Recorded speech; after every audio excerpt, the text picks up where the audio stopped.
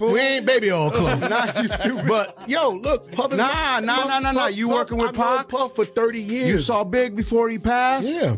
Bro, so you're close. And Jack, what were you saying? In the documentary, there was insinuations of, that Diddy possibly had something to do with both Tupac and Biggie. And, Who's telling the story, right? You can skew People very close to the situation. but you can create any narrative. Woke up, I look at the computer say, Floyd said, T.I. Nelly fuck 50. I'm like, what did he say f*** for? Nelly f*** your first baby mama, Melissa, then took your fiance. Say f*** that. People would think it would be unethical, especially if you've been accused of such things, to be the person blowing the whistle on other people being accused of such things. 50 don't give a. Okay? He don't give a. He posted the Netflix thing. He said number 1 in 36 countries and 11 others still going up. Okay? Now, here it is. 50 is now posted a picture, an edited picture of that. A picture that someone drew of Jay-Z. 50 Cent's doc-series centered on Sean Combs didn't just generate buzz, it disrupted the streaming landscape. From the moment it premiered, viewership surged at a pace few anticipated, even drawing comparisons to heavyweight franchises like Stranger Things. Whether audiences tuned in for controversy, curiosity, or cultural relevance, one thing became undeniable. 50 wasn't aiming for subtlety, he aimed for impact. Now, as speculation around a potential second season intensifies, online chatter hints at an expanded scope, with whispers of so-called Jay-Z files involving Jay-Z. If realized, it could mark a defining moment in hip-hop documentary storytelling. Beyond Jay-Z, rumors suggest several other high-profile figures may come into focus, each carrying layered histories, unresolved tensions, and industry intrigue that could push the next chapter into even more explosive territory. I think, and just to kind of like roll off of what 50 was saying, I did not believe that I did not believe that it was going to be this crazy, but he's been the biggest champion of it. And so I think the goal was, the original conversation that 50 and I had in sitting down and talking about it, in the wake of Cassie filing her lawsuit, which is when we kind of had our first conversation, right then, was understanding that there were a lot of rumors in the industry. There was a lot of talk about, some of this bad behavior. I think Cassie's lawsuit, the level of detail that, getting underneath the hood and seeing the level of detail that she brought forward was really a lot to digest. And I think that both 50 and I were really interested in the nuances of tackling a story like this, like kind of understanding, where does the role of victim, begin and end versus like being a perpetrator, and kind of understanding cycles of violence and these kind of reoccurring patterns, and just seeing how complex the story was, and that no one was really treating it like that. Everyone was just very focused on salacious headlines and with no context, and so I think for us, we wanted to put that care into the story. But they did characterize it as a hit piece in the very beginning, is because they didn't get a chance to watch it, when they were saying that. And then after they see it, you see everyone's changed their mind, and it becomes the number 1 dog. But also someone calling it a hit piece was a statement from Diddy's team. So, I mean, what's your response to Diddy's team? Of course, they're going to probably have an opinion. And then what's your opinion on people that just say that you're petty? Are you petty? I accept that. I'll take that. I'll wear that. I'm fine. I have antics that I've become comfortable with on social media because of the usage of social media. That's just that. You know what I mean? But when they look at, they'll say, me deciding to go on ABC is petty. The morning show is the biggest show. These people, they came from, it's a great opportunity to be on that actual platform. But they looked at it further and said, it's airing in prison, so this would be why I would like to do that. And it didn't come across as a reason not to.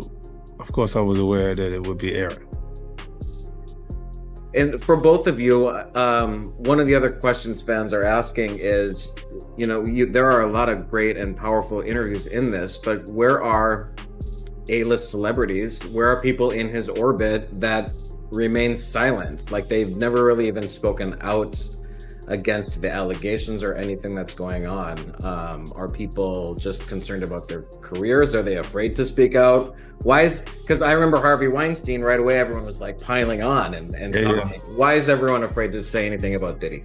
It's a part of the hip hop culture. Like, they think that they are telling something, or just mind your business type of thing. Like, so if there's no, other than that, you would look, if I wasn't saying the things that you've heard me say, there would be nothing being said at all. So it'd just be, you would assume that the culture is for those behaviors. When early buzz about season 2 of 50 Cent's hard-hitting Netflix docuseries began circulating, few expected Marlon Wayans to enter the conversation.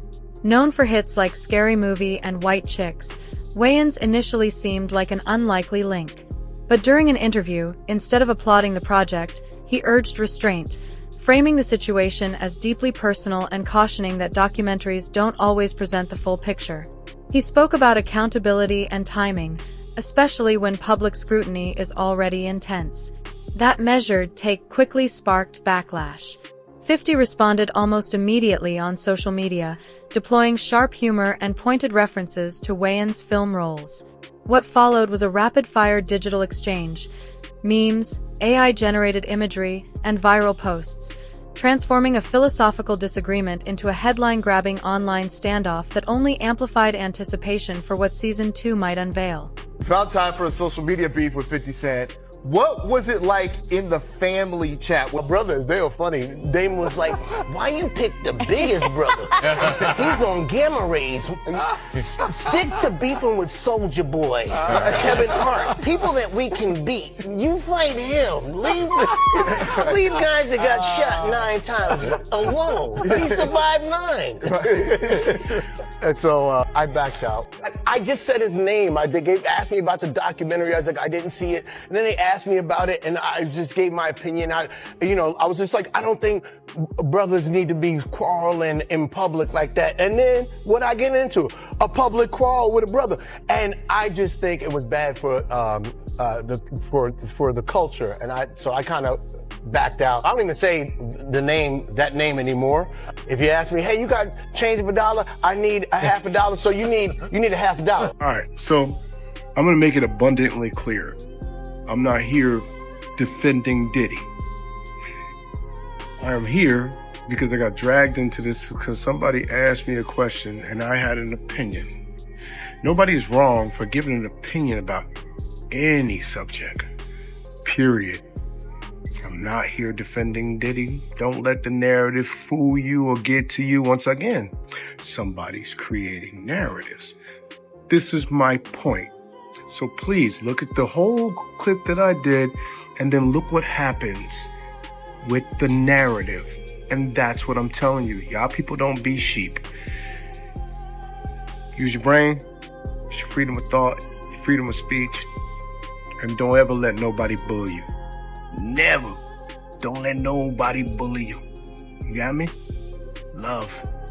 Now back to trolling this troll. What makes this clash so compelling isn't just the star power, it's the timing. The tension between 50 Cent and Marlon Wayans erupted at the exact moment conversation around the docuseries reached a fever pitch, turning what might have been a passing remark into days of viral exchanges and meme-fueled back and forth. Wayans has maintained that his comments were about perspective and responsible storytelling, not about defending anyone. Yet to 50 and many fans, the tone suggested something deeper. Suddenly, Wayans wasn't just a commentator observing from afar, he became part of the unfolding narrative itself. What do you think about the back and forth between 50 and Marlon Wayans? With him and Marlon Wayans, I don't understand, Marlon got his own opinion, just like everybody got an asshole, he got his own opinion too. You know what I'm saying? And he's gonna say whatever he wanna say. But when somebody is going to war or don't like somebody, or somebody got a beef with somebody, unless you want to be a part of that beef or take a part of that, why you gonna get involved in it? You understand? Keep your opinion to yourself. If those two people got a beef and you got a voice out here. Marlon got a voice because he comes from that family that has done a crazy comedy shows and things for our community as far as being the elites of the comedy world and then of the movie world, and he comes from that family, bro. So, you putting his voice and saying that 50 is doing something wrong and stuff like that. People can't tell people what to do and how to do with their lives and with their time and everything like that. And if he's going against Puff and he's putting stuff out there, that's his business. That's him and Puff's business. You understand? Like, people try to say I'm doing something wrong. That's me and Puff's business.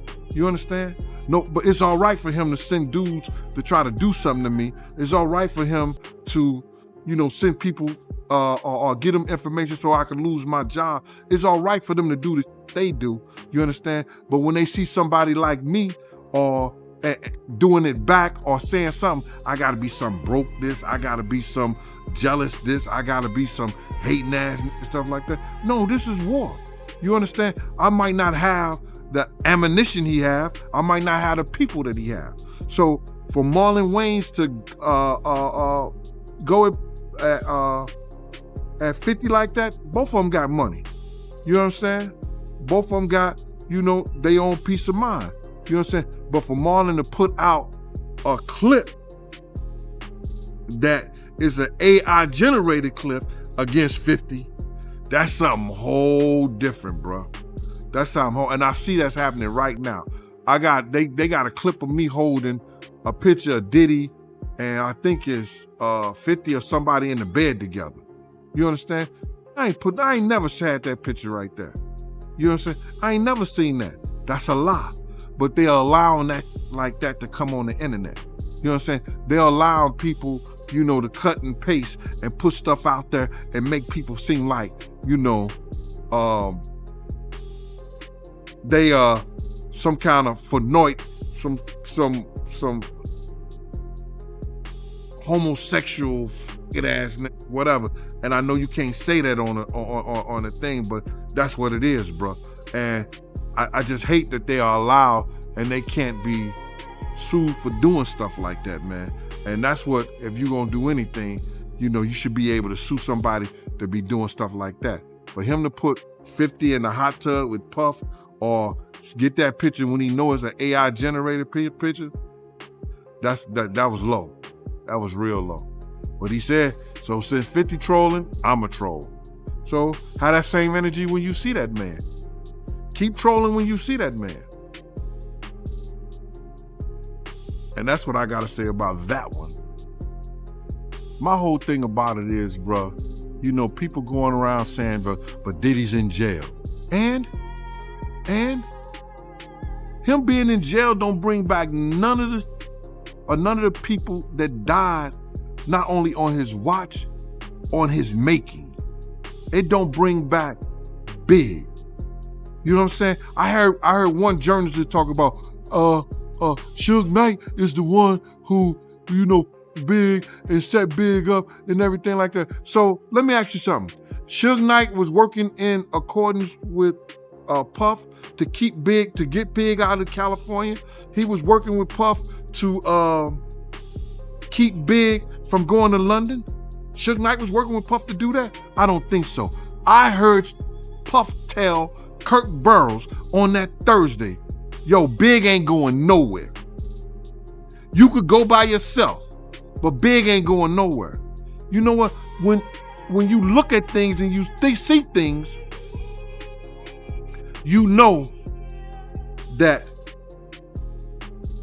facts will change your feelings. Next in the spotlight is Jay-Z, and for many observers, that feels almost inevitable.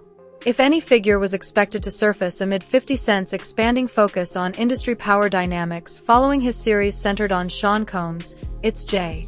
Their decades-long overlap in music and business has been marked by moments of collaboration, subtle rivalry, and strategic competition that never fully disappeared. Now, with momentum building and speculation intensifying, fans are wondering whether Jay-Z's story could become the next major chapter, potentially placing another heavyweight narrative at the center of hip-hop's evolving documentary spotlight. From a point of view, was they really friends or not? How close was Diddy and Jay-Z? They was close enough that they wasn't playing basketball, they wasn't playing baseball, they wasn't playing football, and they wasn't playing hockey or soccer for Diddy to come on stage, pat him on his ass, and then make the statement to people in the world that can't nobody call me Sean but Jay-Z. Now, I don't know what kind of statement, and I can't say, I wish I could say half a homo, but I know I can't say it, but I don't know what kind of half a homo that is, and you trying to say that you're not close to somebody. You coming on stage, patting them on their ass, and then you making a broad statement to the public, can't nobody call me Sean but Sean Carter. And I heard Jay-Z said the same thing about them. But they were so close that they had matching white girls together. Because when they used to see each other, they used to say, yo, how your skinny white girl doing? He'd be like, yo, how your skinny white girl doing? So I guess that's a certain type of closeness. 50 Cent has been subtly fueling speculation on Instagram, and the strategy doesn't appear accidental. A recent post referencing Jay-Z sent engagement soaring, with comment sections flooded by fans repeating phrases like Jay-Z files and predicting a future season centered on him. Instead of dismissing the chatter, 50 leaned in, liking comments and quietly amplifying the narrative. Given Jay-Z's decades-long career, vast business empire, and historic ties to Sean Combs, even the possibility of a deep-dive documentary examining his legacy is enough to captivate audiences. His silence has only intensified the conversation, and although nothing is officially confirmed, the online momentum has many treating his potential involvement as increasingly likely. Now, a lot of people think it's unethical for a rapper to be blowing the whistle on another rapper, given the fact that many rappers do the same things. Now, maybe not Diddy things, but like, I keep telling you, I know many rappers who they do domestically assault their women. They have put their hands on their woman. They have beat their woman before. They have a domestic case. People would think it would be unethical, especially if you've been accused of such things, to be the person blowing the whistle on other people being accused of such things. 50 don't give a, okay? He don't give a. He posted the Netflix thing. He said #1 in 36 countries and 11 others still going up. Okay. Now, here it is. 50 is now posted a picture, and an edited picture of that. A picture that someone drew of Jay-Z. And 50 said, please stop sending me stuff like this. I'm not going to post it. But of course, he's being facetious because he posted the picture that he claimed he wouldn't post. Now, that's not the interesting part, y'all.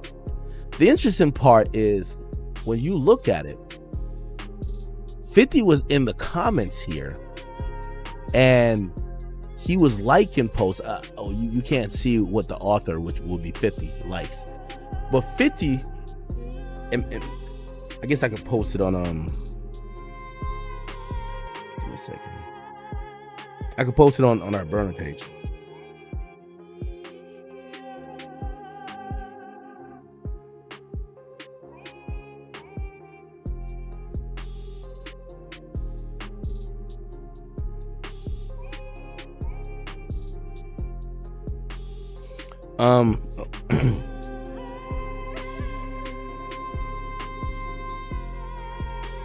Wait, what?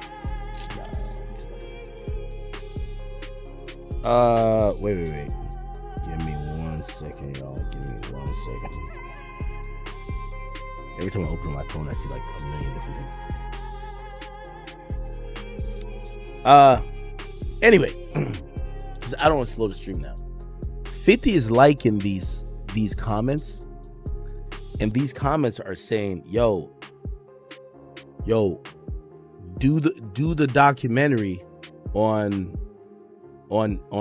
Jay-Z next, right? Oh, actually people posted on Twitter. So they're actually saying, and they're encouraging, and 50's liking it.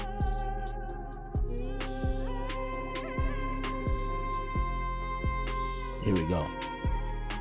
Said 50 Cent liking a comments hinting Jay-Z's next. Somebody says, my only question. He's next, isn't he? 50 liked it. Okay. Another name gaining serious traction for season 2 is Rick Ross, and this isn't random speculation. His rivalry with 50 Cent spans nearly 2 decades, making it one of hip-hop's most enduring feuds.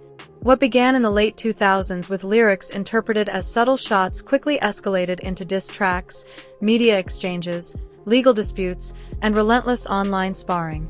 The tension never fully cooled. Even recently, 50 reignited the friction with public jabs about Ross's touring presence, prompting sharp responses. With documentary buzz intensifying, many believe this long-running clash could be positioning itself for its most explosive chapter yet. Hey guys, I just saw a very unfortunate situation that took place in Canada, and I wanted to say to everyone, that I hope that brother made it home safely. I hope that he now has a different perspective and a better sense of what to do and what not to do while you're out in the world. That part where the young guy went he did this little move and shit and got knocked the fuck out, right there. That does not reflect him. That reflects his camp. And he might need to go get the Dream Chasers or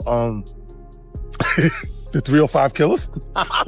Number 4 on the radar is Janice Combs, a figure who rarely commands headlines but could become one of the most pivotal voices if Season 2 takes a deeper look at how Sean Combs was shaped. After his father's early death, she raised him largely on her own, working relentlessly to provide structure, education, and opportunity. A former model and teacher's assistant, Janice has strongly disputed portrayals she believes misrepresent that upbringing, emphasizing sacrifice and discipline over dysfunction. Yet differing recollections from others who knew the family add nuance to the story. If examined with balance, her perspective could unlock a complex chapter about the foundations behind a legacy that still sparks intense debate. I've already said that I believe that he was victimized, and I think it happened long before the industry. People really don't want to look closer into his childhood and to what his mama had going on in that house. God knows what he saw and what happened to him in his own mama house. All of those strangers, them up involved, looking around, seeing what was going on. And let's just be clear, it sounds like her house was a house of, professional freak-offs. So who knows what he saw or what could have happened to him while she was busy entertaining people and pouring and getting tips, as she would say, for her after-hour life. Oh yeah. He was. I'm gonna say he was surprised to hear that. School bus driver. No, was he surprised or was he like, zip it, you talking too much? Because that's what it looked like to me. It looked like you talking a little bit too much. They don't need to know about that. While she was sitting up there, because I was a bus driver and I was this, and I worked at the after hours. And I would pour them drinks and they would give me big tips. She did say it just like that. Big tips. Big tip and spending cheese. Dang. In Sean's own words, in Diddy's own words, he had said he had a sigh of relief learning that he was the son of a hustler or a gangster. Like he wanted that status. He wanted to say that he was a sigh of relief is a wild thing to say, that your daddy was a gangster or a hustler. That's what you heard that he was. Well, I mean, like Tim said, they had a bunch of blaxploitation movies being played around the house all the time. They grew up with the Mac playing.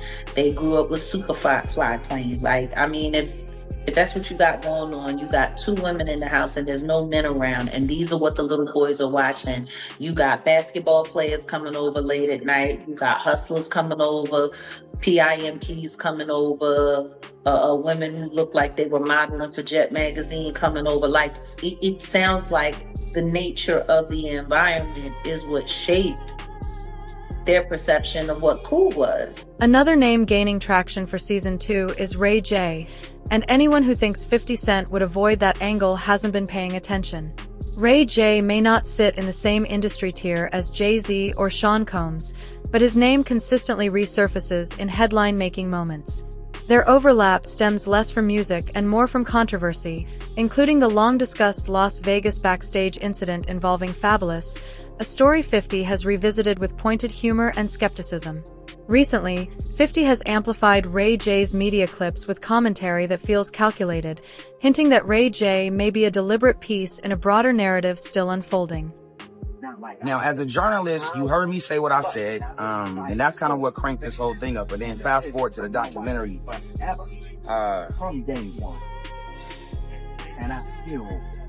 Saying that they was getting their ass taken, bro. Multiple times. You worried about me cheating? What at parties? Oh, you some money? I mean, you know. Yo, what the f is going on in this world, bro? Said I woke up with females in the bed. Then I woke up and Diddy was in the bed. What was Diddy doing in the bed, bro? Ooh, man, I went and took a and my coming out way more runnier. I'm feeling sore around the rear end area. I know what happened. I've been taken. And now I'm still here partying, acting like nothing ever happened. Another figure drawing attention for season 2 is Stevie J, and this angle feels different. Unlike rivalries rooted in personal clashes, this centers on loyalty. Long associated with the bad boy circle, Stevie J publicly voiced support for Sean Combs amid the fallout from the docuseries, an emphatic show of alignment that quickly stirred online reaction. 50 Cent wasted no time responding, using sharp humor and calculated jabs to spotlight the moment and question how far that loyalty would extend under real scrutiny, further intensifying the narrative surrounding a potential second season. Curtis, what's good, man? You and your feelings about Daphne? Cause she would gang them? Or is it that you sucking little Rod dick? However it go, I want you to fade for all that. Since it's entertainment, let me beat the shit out of you on TV or something. Don't duck that. I'm calling you out. What you want to do, Curtis? Curtis! I'm stepping to myself. If I ain't with it. That's all you gotta do. That's ready for all I gotta do. Ain't somebody want to fight me. My shit's up.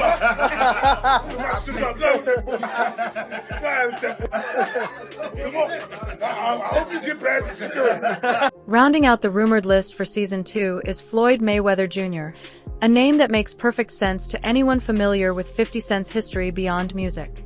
Their relationship once looked solid, marked by public praise, shared appearances, and what seemed like genuine camaraderie. But over time, whispers of financial disagreements, business conflicts, and clashing egos began to surface, transforming a high-profile friendship into a very public fallout. Insiders have suggested that pride and competing interests ultimately strained the bond, turning what once appeared unbreakable into yet another chapter of tension that could resurface if the next season digs deeper into unresolved alliances.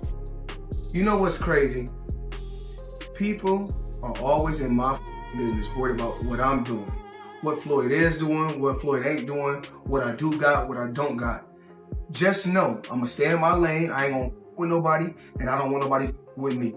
If I go on vacation, my fault. When I go on vacation for 30 days, I take 30 watches with me. But you know what? What's crazy is this. If we add 10 more days, I take 10 more watches. But then I say, yeah, if I want to bring out the one and only, then I bring out the watch that costs $18 million. Matter of fact, you know what I'm gonna do for you haters today? I'm gonna go for $50,000 because I ain't got nothing else to do. Money made all motherfucking day. This is a special ASLELS challenge for you, Floyd. If you can read one full page of a Harry Potter book, nigga, I'll give $750,000 to whatever charitable organization you want to. The Bucket of Ice, man. So what's your take? Is 50 Cent preparing to unveil an even deeper layer of industry power dynamics in Season 2? And could these 7 names signal the beginning of something far bigger than anyone expected? Drop your thoughts in the comments and join the conversation. If you enjoyed this breakdown, make sure to subscribe so you never miss the next chapter. Until then,